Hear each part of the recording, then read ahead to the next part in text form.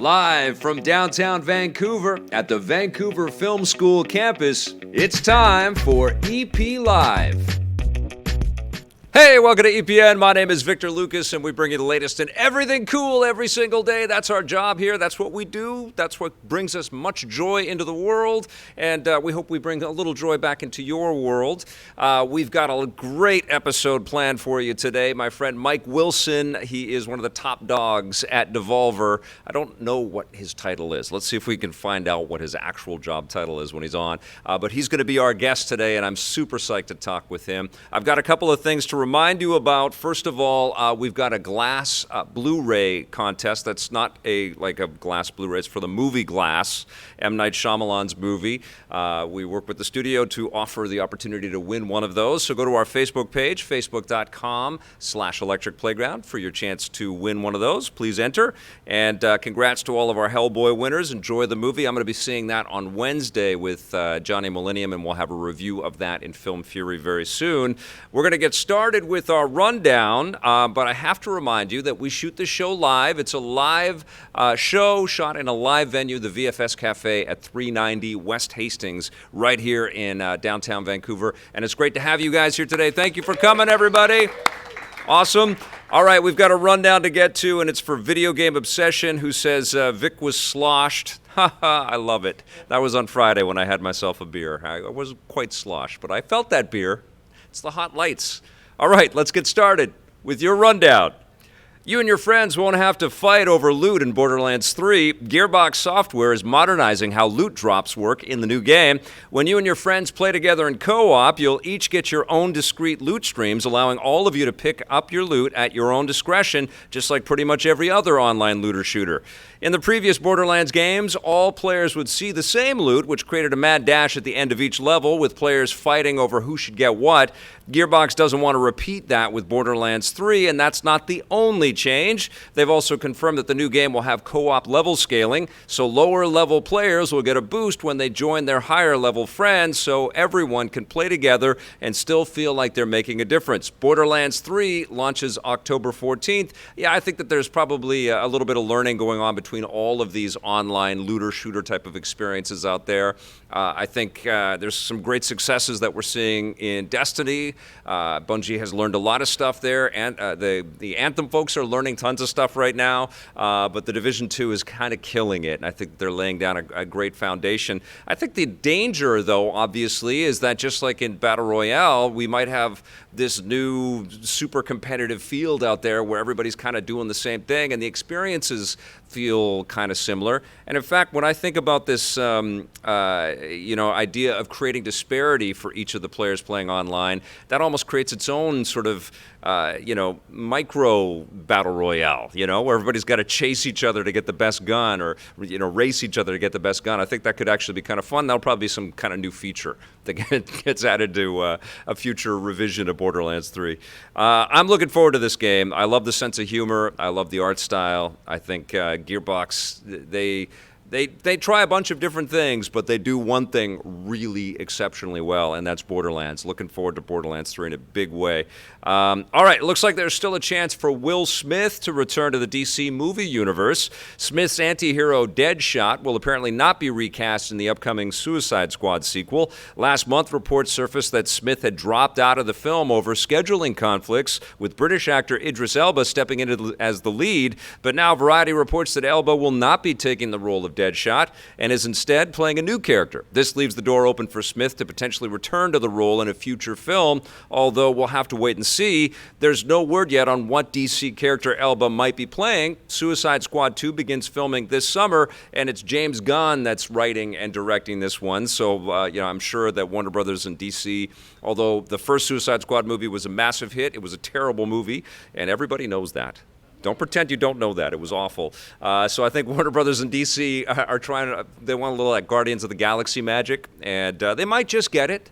I'm a little skeptical, but I am glad that they're kind of making room, because Will Smith was one of the bright spots in that awful movie, because Will Smith, there's no one like that guy. He's amazing. Although Idris Elba is pretty amazing too, and it makes me wonder why he's in a sequel to Suicide Squad. That guy should have his pick of roles out there. But James Gunn is dependable, and he's kind of a mad genius kind of creator. So hopefully Suicide Squad 2 is a lot of fun. And Warner Brothers is on a bit of a roll right now. They did a pretty good job with Shazam.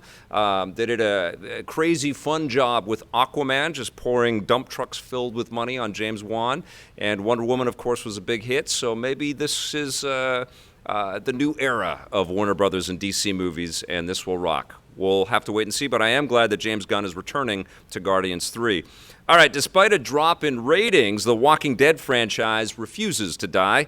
AMC has announced that they're moving forward with a third show based on the hit comic book series. They haven't given away too many details, but say the show will focus on a new group of survivors in the same universe as the main Walking Dead, as well as the other spinoff, Fear the Walking Dead. Both of those shows have seen a noticeable drop in viewership, with the recent Season 9 finale of Walking Dead being the lowest rated finale in the show's history. AMC clearly hopes that a new show will breathe new life into the franchise and help it survive. It's set to premiere next year, and what I've heard is that this is going to be about future generations of survivors. So maybe they're going to, set up a whole sort of, Swiss Family Robinson kind of like they've learned to deal with all of the world falling apart all over them, and they're getting along with the zombies. Maybe they're living with them. Maybe it's a sitcom. That would be fun, right? I mean, they could go in a million different directions, but even though it was the lowest rated finale and people are talking about, when will The Walking Dead die, I think it's still one of the highest rated shows on television. I think it's still, majorly and massively much larger than everything else out there and still making AMC tons of money. Surprise. And so that's why they want to keep investing in new iterations of zombie shows. Somebody's watching these things. I have dropped out, not because I hate them. It's just that there's so many other things to occupy my time with right now, and I just haven't gone back to it. But I hope it's good, and I hope it's successful for everybody. Speaking of which, The Elder Scrolls 6 is still a few years away, but Bethesda has something else in the meantime. The new mobile game, The Elder Scrolls Blades, is now available on all iOS and Android devices, and I do hope that this is a hit. It began rolling out a few weeks ago through an invite-only beta, but now everyone can get it, although whether or not they should is up to them. Blades has already generated loads of controversy for its microtransactions and loot boxes, which many players argue are even more invasive than other mobile games. Bethesda themselves have admitted that the loot boxes need rebalancing and encourage players to give feedback. And I think that this is a familiar story, and it's a difficult one for game developers to kind of figure out how to get this balance right, especially if this is a free-to-play experience. I played a little Elder Scrolls Online at E3 and thought it was very well put together and a very impressive demo. Clearly, a lot of money has been put into it, but now it's incumbent on Bethesda to not make us feel like we're in their economy, like trying to figure out how they're going to get all their money back. We should just feel like we're having a fun time, and we should feel like we've played so much of it that we don't mind spending a little bit of money, And what a tough task that is on the free-to-play mobile space, particularly with all of the competition that exists out there. Trying to sort of be fair to everybody, and especially the scrutinizing Bethesda and Elder Scrolls fans out there that are going to be asking for a lot. Got to be fair to them, but also have to recoup on your investment and turn it into a profitable business. In the face of the controversy surrounding Fallout 76, I bet you people are walking on eggshells at Bethesda right now. But I am curious about this. I definitely want to see what they're into in the mobile space. I know they had a pretty good success story with their Fallout mobile game. And I think that this is, sort of investing in a bigger way because it's all 3D. I haven't played this yet. If you've downloaded it and have already started to play it, let us know in the comments below or in the chat. We'll talk a little bit about it in Let's Play and Chat. That's going to do it for our rundown, though. Let's take a look at this day in everything cool.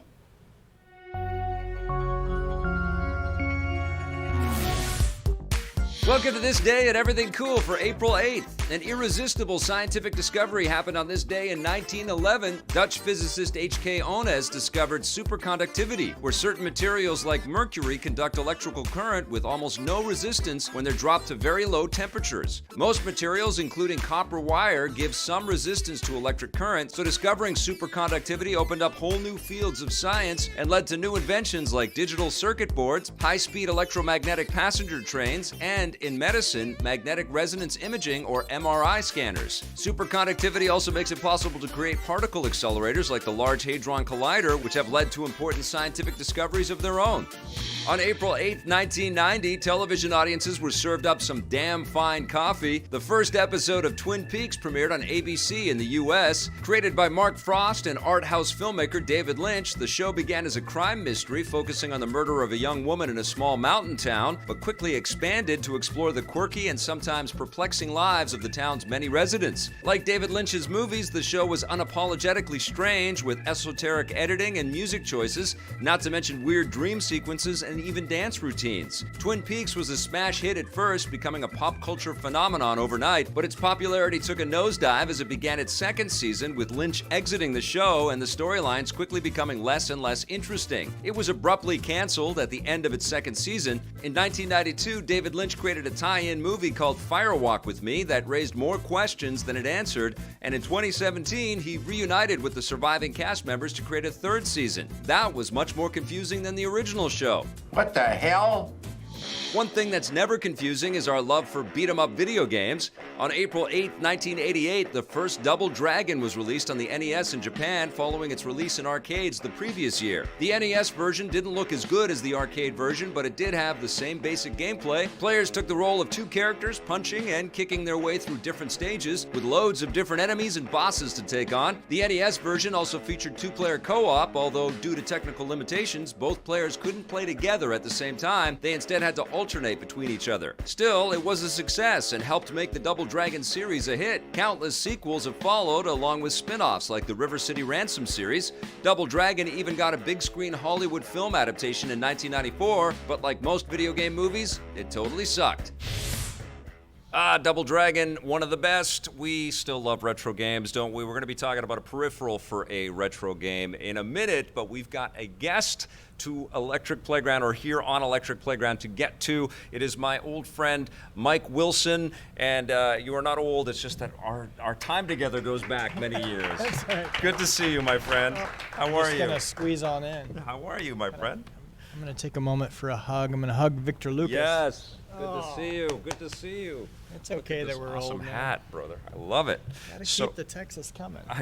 Yes, the Texan who has relocated to Victoria, BC. How's That's that right. going? It's the promised land up there.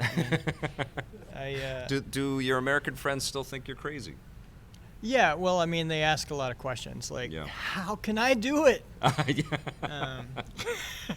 And it is pretty wonderful up here in America's hat.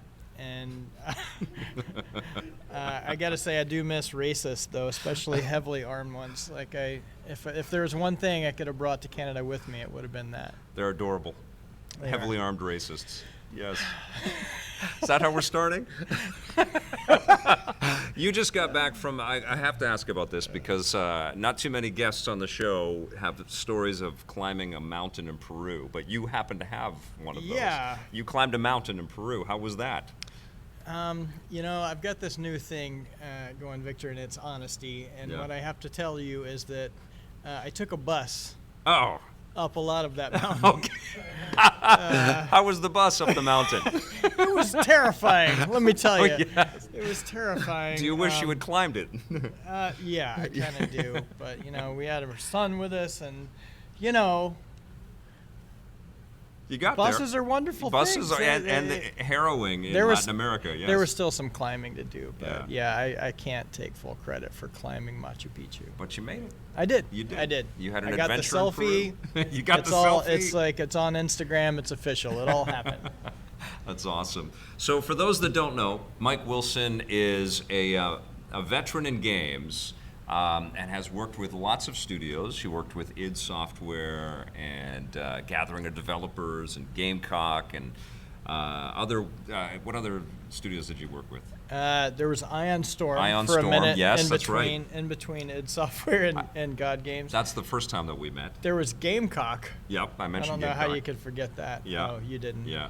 And then and then Devolver. And then Devolver. And I think everybody has a fondness for Devolver. Yeah, But it's I do. freaked you out a little bit, I think, because you didn't know how long and how successful this company was going to be, but it's incredibly successful. Yeah. Well, that's the thing. Devolvers, we're going to have our 10th birthday soon. Amazing.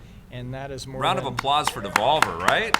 The games, like I think back to the games that Devolver has put out, and I adore them. It's a lot of games. Yeah. It's a lot of games, and that is more than all of those other 4 companies before that combined. Right. So yeah, it's You learned a few things. We did. Yeah. We did. We've got a really strong team, and we came together at this magical time of this sort of indie rebirth. Yes. You know, which was really sweet for us because we were lucky enough to have started in the industry when really huge games, the biggest games, were made by really small teams, and for that to all come back around and just flow right into what we've been doing for all that time has been pretty sweet.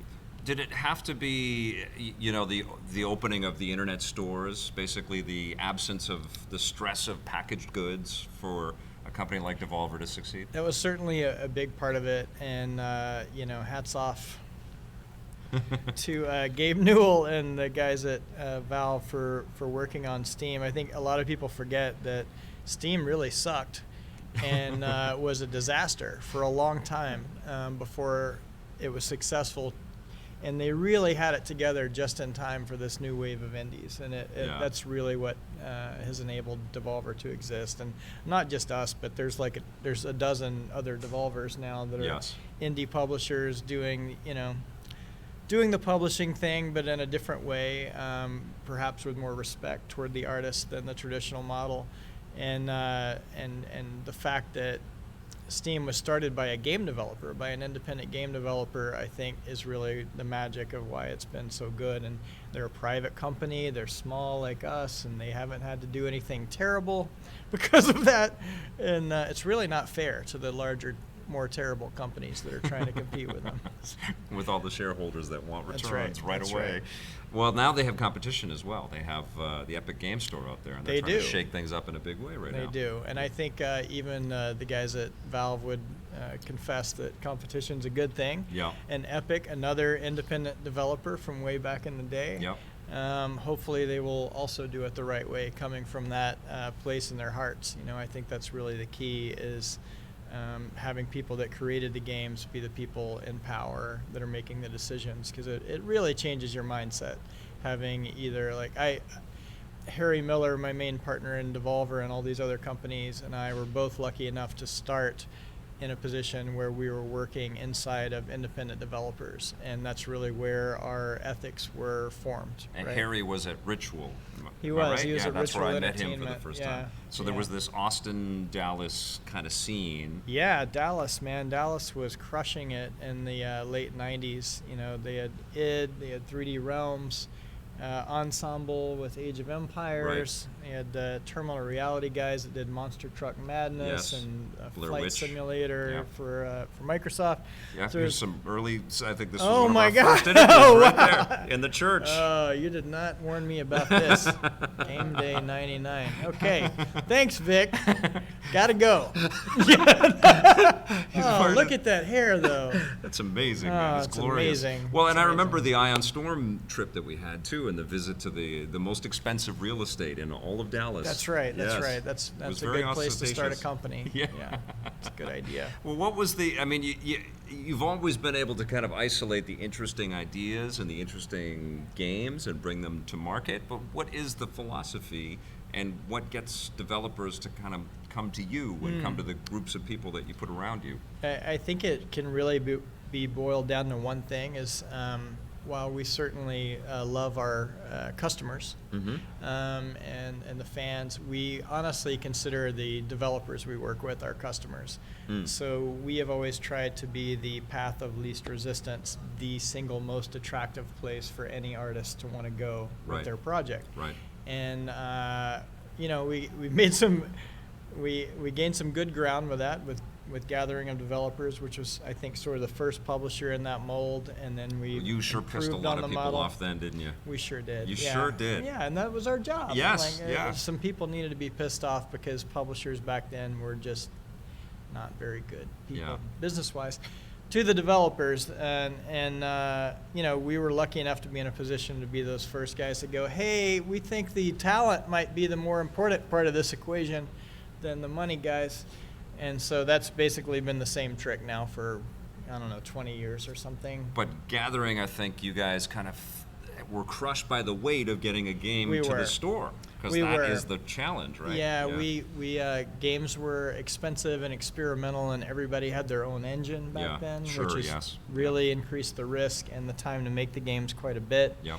And yeah, we just didn't have enough money to survive that. And we kind of got tangled up with Take-Two Interactive, who ended up buying us Yeah. and then becoming one of the big powers in gaming. And they were not at all that when they invested in us. It was, Yeah, Take-Two is a very interesting company, They right? are. That whole story They and are. the gambles that they've taken that have paid Yeah. off in such a massive way. you know, and I think, you know, we enjoy all the best television in history now, but it really started with The Sopranos, Right. which really started with Take-Two Interactive. Is that true? No. No, okay. It is, but they're very Nothing- similar people, very similar people. Nothing you tell me would surprise me at this point. I'm curious, like, how many of the people that you end up working with at Devolver are based on relationships that you created back in the God days? All of them. Yeah. Well, not all of them. We have a big team now of people that were too young to remember God games, but the 5 founders of Devolver, 3 were at Gathering of Developers Awesome. and Gamecock, and the other 2 joined during the Gamecock time. So it's, you know, we're the only people that will hang out with one another. so we keep it small and intimate and just hope that it keeps working. Well, you keep it fresh and real as well. And, you know, Thanks. like as somebody that's created a TV show about developers, I share a lot of your same philosophies, Yeah. right? It's about the talent, you know. It's about the the talent. art that they create for us. That's right. When did you know that Devolver was going to be okay? Oh, wow. You know, I guess it would be easy to say when Hotline Miami hit. Yeah. We had just started to pay ourselves just before that, having shipped a couple of Serious Sam reboots. Yep. But we still had no money. Like, Hotline Miami was an incredibly inexpensive game and still uncomfortable for us because we had no money in the bank. Yeah. But when that game shipped and hit, and then it wasn't just that, but it was the other super indie teams. You know, that was a game made by 2 people. Yeah. And we were dealing with a lot of these teams. Vlambeer, Yes. also 2 people. You know, and we just kept getting so energized by these tiny new teams, these powerhouses that were creating things that shook up the world with 2 people. Which is how it used to be back in the day. Yeah. You know, it used to be the same person doing the art, the programming, the music, the writing, you name it. And that sort of went away as we rushed to get big and started making much more impressive games. I would argue that the magic that these indies have found is that, you know, games are about being fun, Yeah. not about being impressive. And Or surprising us, which That's is right. one of the things that I think Devolver continues to do. When you see a game like Minute, Yeah. and you play that and it's brilliant, it's a fantastic game, you know, but it looks like that doesn't even look like a reality in It 2019. doesn't. No, it doesn't. And that's the magic of what we're doing is we have stayed small. Yeah. You know, like we could have grown to be a real company by now. We could have maybe gotten an office. Yeah. Who knows? But we haven't, and it's because to take a chance on a game like Minute or Broforce. Broforce, I any love Broforce. Genital Jousting, for Yeah. instance. Yes. Any of the other games we've taken a chance on that have worked out for us, you have to really keep it lean because you can't. None of these games could be predicted to be a success. That's Everybody's a Hero right there. Not a hero. Oh, it's not a called. hero, Yeah. right. That's the Yeah. Ollie Ollie team, right? That's right. Yeah, and did you guys publish Ollie Ollie as well? We did. That's the first incredible. One, yeah. Like, when you start listing the games, you just recognize there's a brilliant team at Devolver deciding what to work with. Because I imagine Yeah. you've got a lot of people that you have to say no to at this point. We do. It's Yeah. 25 totally legitimate games a week. Wow. That you say no to. Yeah. Wow. And the good news is, because of our success, there's been an awful lot of publishers that we don't mind referring these other developers to, because they're doing the same thing we're doing. Right. In terms of giving a developer a good deal with their IP rights intact and very fair royalties. So there's a lot of games out there and a lot of developers. So we hope that all of those other publishers that are operating in an ethical way can also win, and these other developers too, because it is so crowded out there now that you don't always need a publisher, but man, it sure helps. Yeah. Do you work with publishers now? Do you share some of your philosophies and your styles with other publishers so that they are treating their developers better? I mean, a lot of them, it seems like they ripped the verbiage straight off our website. And for a minute, that made us angry, and then we were like, wait a minute, that's amazing. Yeah. That's the best thing that could have happened. You're making change. If they're actually following through contractually. Yes. But yeah, we have a friendly competition going with a lot of small publishers. And at this point, when you've been in the industry as long as you have, or I have, Yep. You just want everybody to win. Yeah. And that's one of my favorite things. You about want more people playing. Yeah. You want people to take this medium, realize that it's art and that it has a cultural significance. It's not just toys. It's not just products. That's right. It moves people, and we want to know how they're made and that they're human beings that make these things. It's really interesting that you say that, because I feel like that was our first advantage. Yeah. Back in the Gathering days, that was 1998 when we started, and the industry really looked at game developers as the new toy makers. Yeah. That's what they thought, and Yes. that's why they didn't give them any intellectual property rights or royalties or credits, because Yep. they were just people in the factory making the toys. Right. And I was lucky enough, because I was brought into the industry by my good friend Adrian Carmack, who was just an artist. He was not anything else. And so I came in from the beginning going, no, this is clearly driven by artists, and then my buddy Adrian and they made Wolfenstein, and then they made Doom, and then they made Quake. I was like, I'm pretty sure these are the important guys over here, not these public companies. GT Interactive. GT Interactive, Right. who at the time they got Doom, their other two products were... There's exactly two people here that know what GT Interactive is. That's right. It's you they and were, me. They were Right? good times home entertainment, and what they were known for is VHS tapes in Walmart of Disney movies, but not actually the Disney movies. They were ripoffs. Yeah. And their other two products in Interactive, when they got a hold of Doom, were Richard Simmons' Deal-A-Meal CD-ROM and Fabio Screensaver. Oh my God. Didn't they have something to do with the Oddworld inhabitants? Yeah, no, folks that wrote? was after the fact. Yeah, yeah. They actually asked the id guys, who we thought were doing cool things, Yeah. and then they went and just signed them all. It was like Duke Nukem, the Oddworld guys. Yeah. So you were basically publishing before you were publishing. Kind of, yeah. We just didn't get any of the money. Yeah. So do you have a what's a Devolver game? How do you know when you have one? That is, we have been trying to nail that down for Right. 10 years. Well, can I ask about The Messenger? Yeah, Because that's one of sure. my favorite games of the last 6 months or It's so. a lot of people's favorite It's game. an yeah. incredible game out of a studio out of Quebec, Saboteur. Yeah. How do you find that, and how do you know that that's going to be yours, and how do you get the word out, and then it starts winning awards? And I mean, luckily enough, I mentioned the 25 games a week thing, and I feel like at this point, at a certain level of game, a certain type of game, I don't know, people are coming to us first. Yeah. And so it's our job to not miss them, Right. in the filter. Right. Right. And I'm going to give, we've got a big team and everybody plays a part, but there's a guy named Nigel Lowry at our company that is sort of the first line of defense on that submission email. Mm-hmm. And Was he at Firefly by chance? No, No? he was not. Okay. It's Andrew Parsons you're Okay. thinking of. He's Okay. our producer. Yeah. He also came from a developer. Yeah. No, Nigel came to us when we were Gamecock. He wrote a letter. He was stuck in an ad agency as a marketing person, and he wrote a letter just saying something to the effect of he wanted to work on games from the bottom of his pee-pee.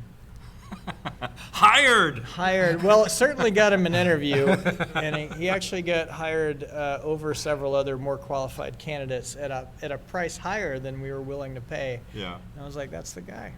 And that's really the last hard thing I did was hiring Nigel. Since then, I've just been, gliding on Nigel. Awesome. No, he's a magical person, and he's a marketing guy, but he also plays through everything all the way, knows every tip and trick, has a wonderful relationship.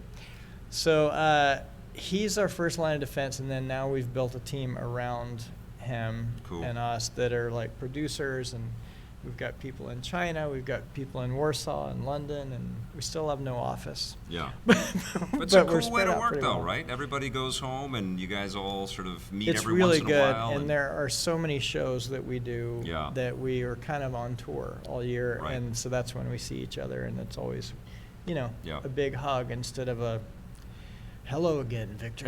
Right. Newman. Hello, Newman.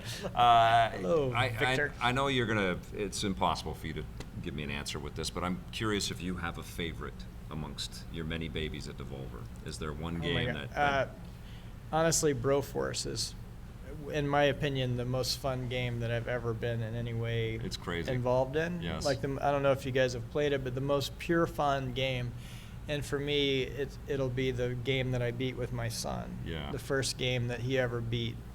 And that's what it is for me. It's just like, and it's a total throwback. It's pixel art, it's beautiful, it's funny.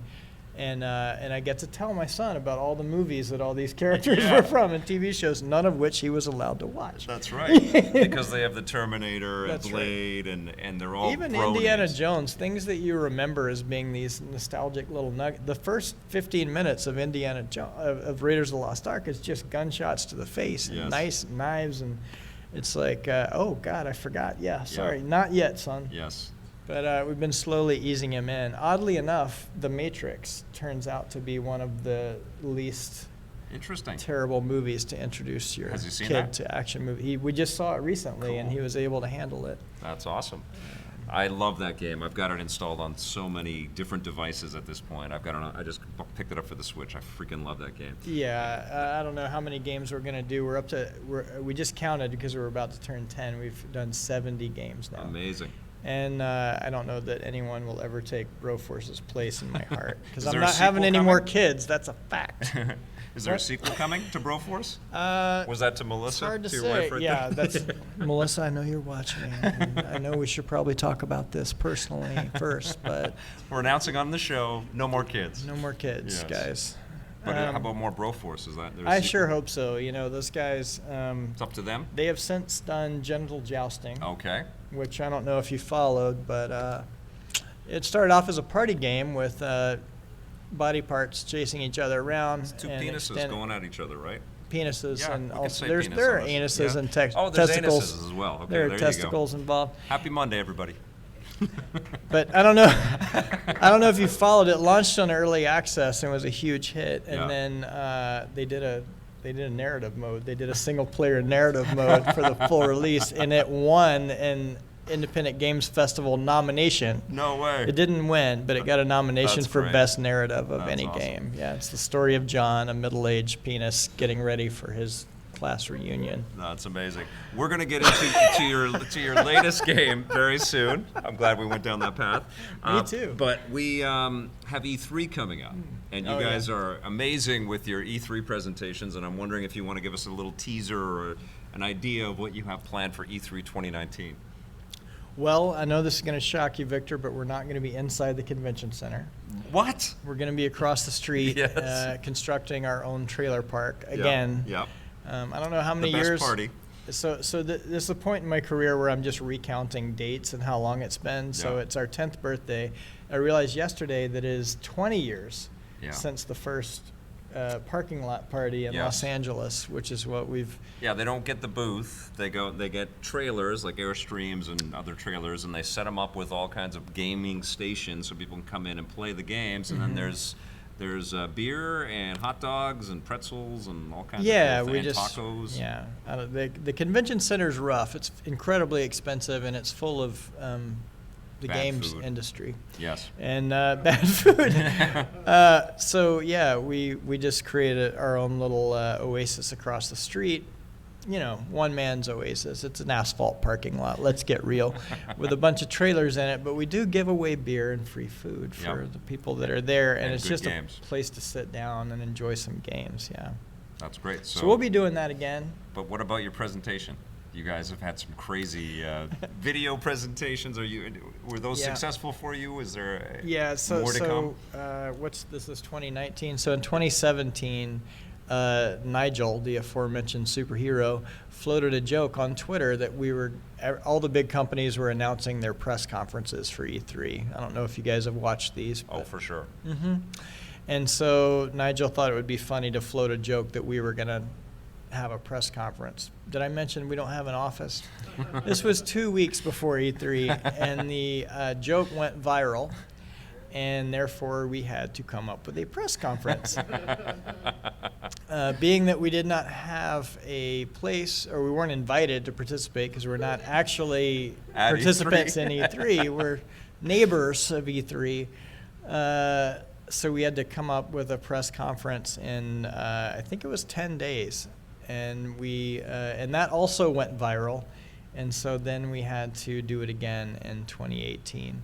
And we'll be doing that one more time this year. The press conference is always the Sunday before E3. It's right after Bethesda normally. Fantastic. And that happens to be exactly on our 10th birthday this year. Amazing. So this year we're actually going to invite people, a lot of our industry friends. Somewhat embarrassingly, don't really understand that this is not a real press conference and that there's not a place you can go, and they're upset about not having been invited. I think that's what you build to. I guess so. So this year we are actually inviting a bunch of our industry friends to watch our press conference live, amazing. And then we're going to have ourselves a 10th birthday party. I'm just imagining like the Kiss Psycho Circus game, but as a real press conference. That's right. Yeah, it's kind of exactly that. like Wow. motorcycles. Another throwback. Hadn't thought about that one in a while. All right. Well, this is Weedcraft Inc., and That's this is Devolver's latest baby. It's brand new. It hasn't hit the market yet. No, it's coming out in 3 days. In 3 days. Okay. And so take us in a little bit. Why don't you tell us what the concept is? Sure. Here? So the concept, this is Devolver's first ever original concept that we commissioned a developer to create. Normally we work with developers that have their own ideas and pitch us. But we just kept talking about I got a lot of crops growing here. How necessary it was to create a tycoon game about the weed industry right now, as it's emerging and evolving. And this was a few years ago, mind you. This was long before this wonderful country that I inhabit now decided to go fully legal. Or we're even really apparently talking about it. But well, California and Colorado had already done that. That's right. California and Colorado. We knew there was more to come, but it was just like Devolver's never made a game like this really, but going back to gathering of developers, two of our most successful games were Railroad Tycoon 2 and Tropico, which still continues today. And I learned personally through those games how much you can learn by playing these games. Like they're truly deep and educational. Like I think I learned more from Railroad Tycoon 2 about running a business in the stock market and issuing shares and all this than I ever did in my one business class that I took. So basically taught you how to be a games publisher. Kind Your of. game did. Kind of, yeah. Yes. And so we were just like, man, these laws are evolving. They're in conflict with each other. Like you can be legal in a state but illegal federally, and like it's kind of like running. By the way, this is another good idea for a game if any of you guys are looking. If you did a game about the booze industry in the Prohibition era, that'd be fun. This would be the same thing. It's like it's half legit, half the Untouchables into that. That's right. Yeah. You got your smuggling operation and all this. Anyway, we talked about it for a while, and then we finally reached out to this developer that had really impressed us. They had actually worked with Good Shepherd, another label we're involved in, on a couple of games. And so who made this? This is Vile Monarch out of Warsaw. Awesome. And so the distinction here is that this is the first game that you're making.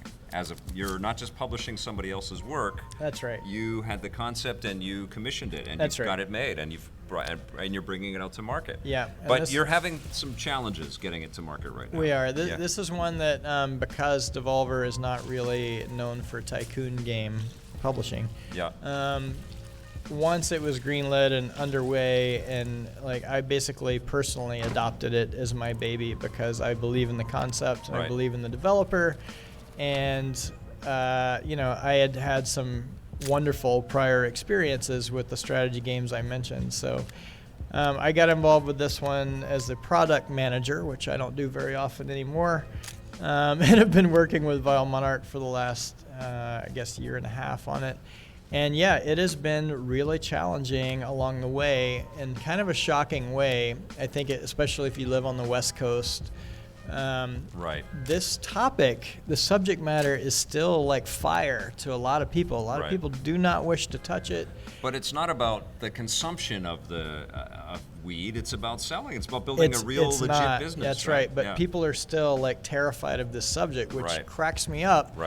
Given that most of what Devolver is known for are hyper-violent games, where you murder everybody. And you don't do that in here. You don't do that. You don't do any drugs. And you're selling to customers, and you can grow your distribution chain and grow into different cities. And that's right. And the game, there are 2 scenarios included in the shipping version of the game. The first of which is more grassroots, pardon the pun, but you're an MBA student that his father has died after benefiting from using cannabis.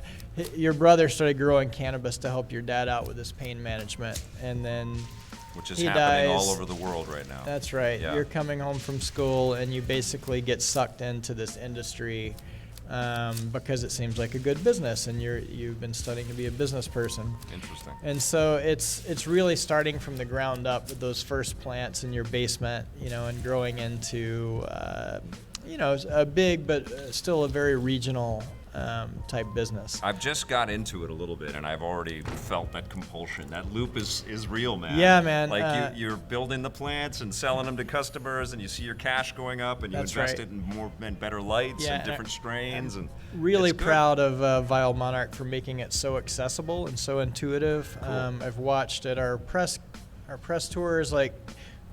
Journalists that don't ever play these types of games are jumping right in, having no problem, no questions. And a lot of people shy away from these types of games because they can be very complex. Like a lot of them, like you really need to read a lot of instructions before you even get started.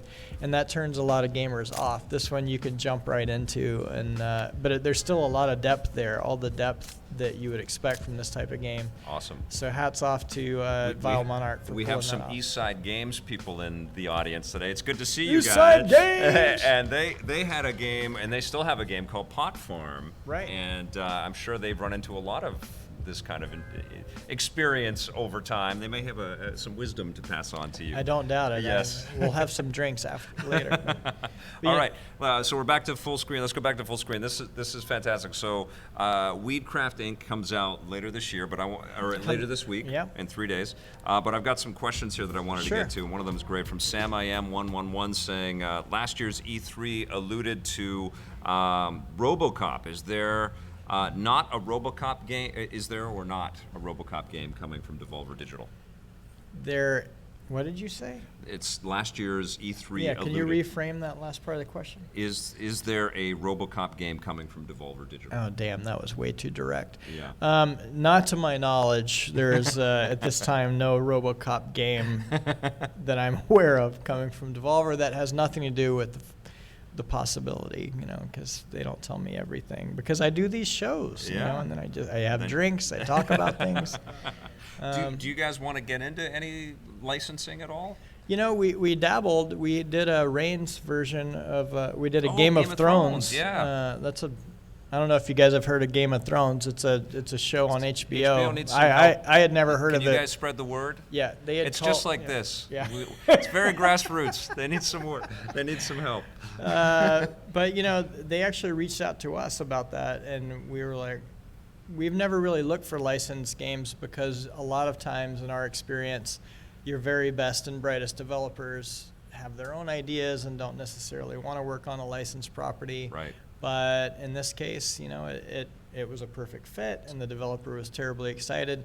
Basically, your answer earlier to what makes a Devolver game is what makes a developer that we respect terribly excited. Fantastic. Like when somebody's really dying to make a thing, Yeah. then that's when we're excited. Dude, I play a lot of retro games, like everybody in our community does, I think, out there now. There's the people that have been playing games for a while. It's fun to, you guys, I think, started to make us think about retro games with a lot of the titles that you make. And there's so many good licensed games, but they just disappear because of the complicated licensing structure. And I think that speaks to the fact that people just don't take this as an art form. They don't take it as a legitimate, serious thing that needs to sort of exist in perpetuity, right? Yeah, I mean, traditionally, Hollywood looks like they barely consider games a thing at all. They look at it as merchandising or toys or whatever. Yeah. And I think that's starting to change, though, because I've gotten a lot of phone calls in the last year from studios and production companies that are that would be great, man. super interested in indie games. Yeah. Because it's not so much that they're trying to latch on to some mass market thing. Right. What they've found out, what Hollywood has slowly discovered, is that even these indie games like ours have these super rich worlds developed behind them and all of this art and sometimes 3 scripts worth of writing. Right. Like this game, Weedcraft, has a ton of writing. Like if you look into it, and music and then Hollywood world, that's a lot of development cost and so they're starting to reach out on games that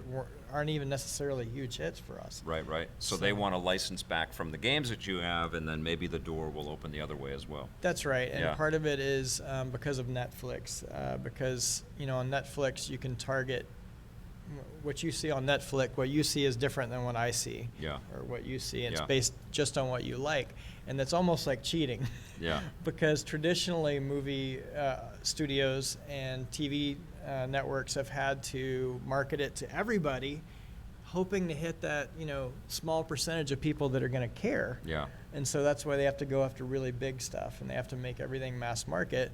Whereas Netflix doesn't care about mass market. They're like, I'm just going to feed Victor and all of his friends exactly what they want to see, and therefore they can go after things that are much more less mass market and more interesting. Casting by algorithm. That's right. Creating by algorithm. That's right. It's kind of creepy, but it's not the worst thing in the world. I want Devolver to make a Flash Gordon game. You Done. and I have done a little Facebook back and forth about that. It's but signed. I think Who wants to develop it? These guys over here? You guys want to make the Flash Gordon video game? Yeah, the right. 80s Flash Gordon video game. Greenlit and right? funded. Sam Jones, Flash. These can guys download our... Nobody knows what I'm talking about here right now. There it is with Queen's original soundtrack. I think Queen's really cheap right now. It's a good time to get into in the Queen business. Okay, I can't see any all cap. Okay, question. What are your personal favorite games that Devolver published? Well, you said Broforce. That was from famous Seamus. Broforce.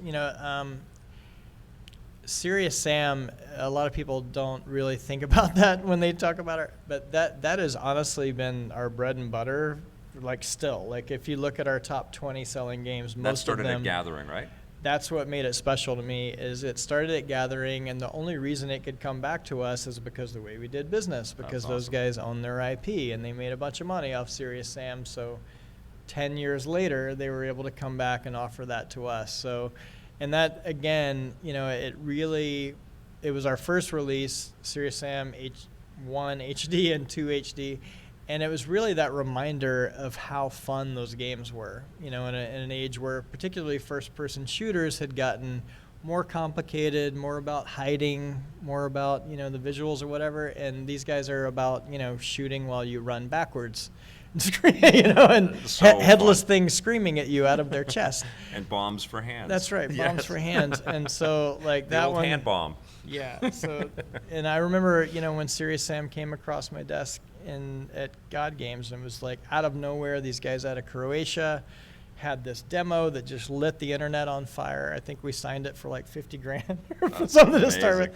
And now it's still this crazy franchise. And those guys also made the Talos Principle. Which is great. Which is another game that's one of our best-selling games, one of our best reviewed games that very few people list off when they think of Devolver games. People mostly think of us for Hotline Miami and hyper-violent pixel art games. But I can't get over your company, and I'm so happy that you hit this rhythm, and you found the company that was right for you and for Harry as well. And you've made a lot of developers very successful and very respected around the world. And you keep surprising me with your games, and I'm thrilled, man. Yeah, I've man, known you we're forever, thrilled so too. I'm just really happy for you. Thanks, Victor. You rock. This is pretty isn't he cool awesome? too, by the way. Isn't it pretty sweet?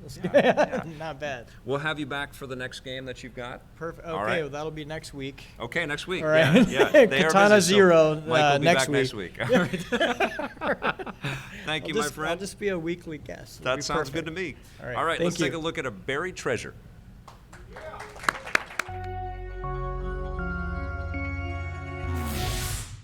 So this is definitely a buried treasure on the EP set. That is for sure, because I don't remember Victor Lucas ever talking about Ease.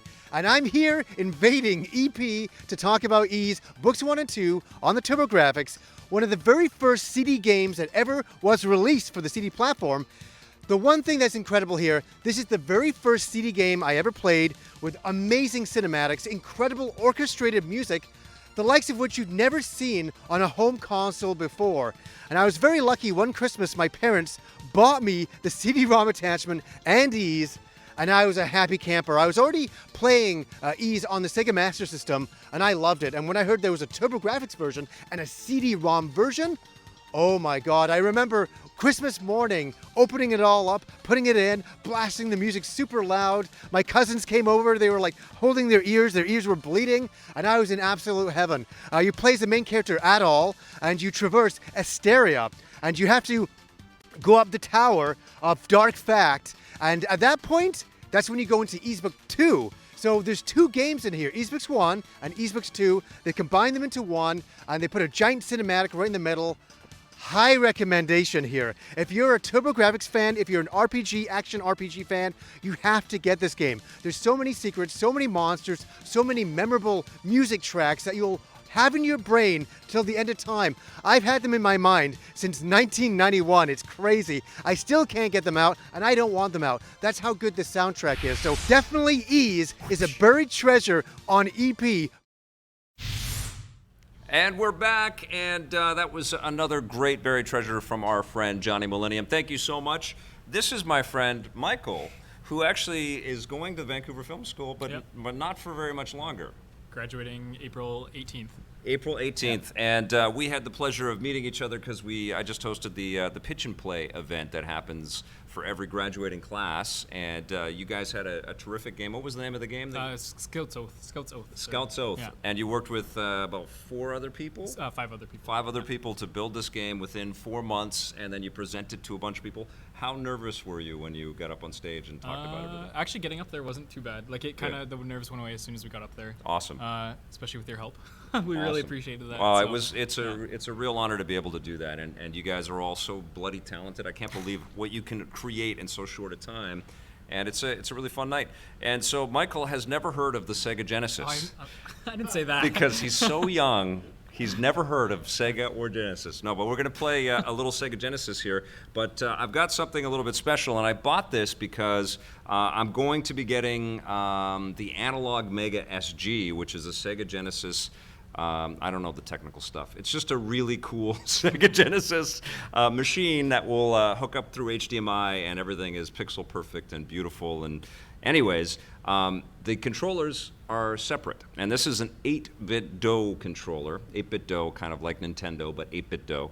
And I've picked up some of the NES style and the Super Nintendo stuff, but this is sort of getting us ready for the Mega SG from Analog, and it's called the M30 controller from 8-bit DOE. And I love it. It's styled somewhat similarly to the Sega Genesis controller. It's all wireless, and there's a couple of different options. You can pick up the 2.4 gigahertz one, which connects to the Mega SG pretty easily. It's sort of made for that machine, but I went for the Bluetooth variant because I wanted to be able to use it in a bunch of different things, and one of them is the Switch, and I thought, why don't we take a look at some Sega Genesis games on the Sega Genesis Classics on the Switch, and Michael can actually use this and try playing a little Streets of Rage or something like that. Let's see. I think you could just press this button. Oh. The only thing that's a little bit weird is the the B on this is actually the A. Yeah. So you want to of Nintendo. select everything. Well, just I haven't outfitted the controller, so it's perfect for choosing stuff. But I love the feel of the controller in my hand, and the wireless functionality has been pretty damn sweet. I was Streets of Rage. yeah, Streets of Rage is fantastic. Why don't you go for Streets of Rage 2? There you go. And then they actually, oh yeah, you gotta get used to pressing that one in there. There you go. And then it pops in there, and you can play a little bit, and you can test it out. I was playing it on the, I have a Retron 5, which is one of those machines where you can plug in a bunch of the old cartridges, and it's pretty solid. I also tested it out with the At Games Sega Genesis thing that came out recently. That is, it is okay, but it did not power the controller at all. So something to know if that's the only Sega Genesis input that you have. It will also work with the receiver with the old classic Sega Genesis if you happen to have one of those kicking around and a TV that you can connect it with. But this is where this gets to be really cool because suddenly you can kind of have the old, 16-bit vibe while you're playing these old 16-bit ports on a modern machine. Have you ever played Streets of Rage before? No, I haven't. No? But there was a game jam really early when we started the program, and I think Mimi was actually on the team. They made like kind of a beat 'em up game like this. Oh, yes. Inspired by Streets of Rage. So. 16-bit had so many beat 'em ups, and this was arguably the best franchise for that. I mean, Capcom made excellent ones as well, but Sega really crushed it with their Streets of Rage franchise. They did an incredible job, and all accurately recreated here on the Sega Genesis collection. But you can also pick them up as separate games. I think Sega Ages has done some stuff with this, and of course Streets of Rage 4 is coming. But how does it feel? How does it feel in your hand? Good, and there's no latency or anything. No latency, feels all right. It's, the Bluetooth functionality. 8BitDo makes some solid peripherals, so I'm very happy with this as I eagerly await the best machine that I can plug my Sega Genesis cartridges in. And I've been having a thought about why the retro stuff is so much a part of our lives recently, and I think it's a couple things. I think the indie developers like Devolver have whetted our appetites with a lot of games that were inspired or influenced or the vernacular of game making came from these retro titles, and that's what they wanted to kind of explore, in the modern age. But there's also less AAA titles coming out. There aren't as many from the big publishers, the big studios. Because they're much more expensive, and they're also trying to keep us locked into their experiences for a much longer time, like the Division 2 and Destiny and things like that. So there's more gaps, and I think that's created this opening for retro gaming to really take off, and that's why companies like 8BitDo are really killing it right now. So very successful with that. If you've got any questions or comments about anything that's happened on the show, let us know, and we will get to that. But this is a classic franchise and a classic collection of excellent games on the Switch, and of course you can pick it up for the PC or the PlayStation 4 or Xbox. Great on whatever machine you get. Donnie S., are you getting your butt kicked? A little bit. Yes. Keeps. They just come in with knives, right? It's amazing though, like there was probably, like Mike was saying, there's probably like 4 people that put all of this thing together, because 8-bit is now retro cool, and also that people that grew up playing these games are now in charge and making the games that they enjoyed when they were young in the 80s and 90s. That's a good point from Donnie Swangor there. And Ty Fish, yes, I saw that super chat. You are the best, man. Thank you very much. And I also have been seeing the tweets and the comments that you've been making out there. Appreciate it very much, Tyler. You rock. Ms. Hojat, LOL, maybe I spoke too soon, but that guy with the knife is hilarious. Yeah. I have the knife. I love that all of the games in the late 80s and 90s, like the gang members all look like they were like right out of a Michael Jackson video, right? They look more like they're about to start dancing than beating anybody up, I think. But it's awesome. Robert Leno says, I love Streets of Rage 2, easily in my top 10 favorite games. Yeah, it's a classic. I know the soundtrack's really good. It's great, That's one right? thing I know about it. Yeah. Adrian Leon's got a shout out for Blake. Blake rocks. Woo! I don't know where he is. I think he's gone to the bathroom. He just took off. Okay, we're on our own, guys. Let's see, we got the... oh, he's back. All right. Blake, they think you rock. I think Vic and Tommy discussed how to pronounce the name Ease. That's from Mondo Blasto Zero. Yes, we never knew how to pronounce YS when we had that back in the day. That would always stop Tommy Tellerico short. I don't know what to say. Tyfish says Ease 8 is awesome. That's a Johnny Millennium special right there. People are playing Ease on the Master System. So, see, retro's still huge. Question from Down Phoenix, where is Metal Wolf Chaos? That's a Devolver game. Mike, Metal Wolf Chaos? Yeah, where is that? Is that coming soon? Coming soon. Direct from, what's your job title? Founder, okay. Direct from the founder of Devolver Digital, coming soon. Quote. When they say they funded to Fort Parker means cases, I don't know what that comment is. I'll have to scroll back up a ways. Yes, I'm doing a little scrolling right here. Thanks for joining us, by the way. It's fantastic to see everybody in the chat. Lots of great comments and questions in there. If you guys have any questions or comments, or you want to comment on Michael's playing, please. Michael is killing it. Lucas is a fan. Can you do a flip? I did some uppercut. Oh, there we go. Oh, now we're in the bar. Let's see, there's probably somebody down here. From Jordan Cunningham, question, hey Vic, which system are you playing the Borderlands games on? I think I'll be playing it on the Xbox One X. I seem to go to that quite a bit for the third-party titles. It's got a big hard drive. That's part of the reason. 4K. Yeah, there's room for lots and lots of games in there. Sam I Am 111 has another one. It says, what do you think changed the mind of Miyamoto when it comes to the Switch and its adoption of VR? That's an excellent question. I think it's all about getting the user data and just doing a little testing, about all the Labo VR kit, right? Seems to be more viable, or becoming more and more viable, so they probably want to get in on it.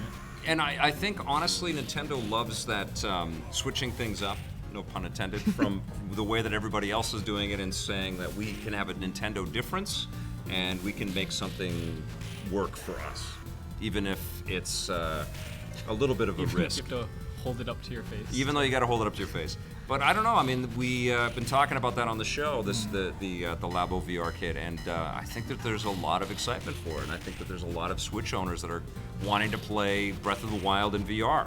It's crazy. Am I excited for Avengers Endgame? What's that? What's that? I've never heard of it. Is that? Yeah.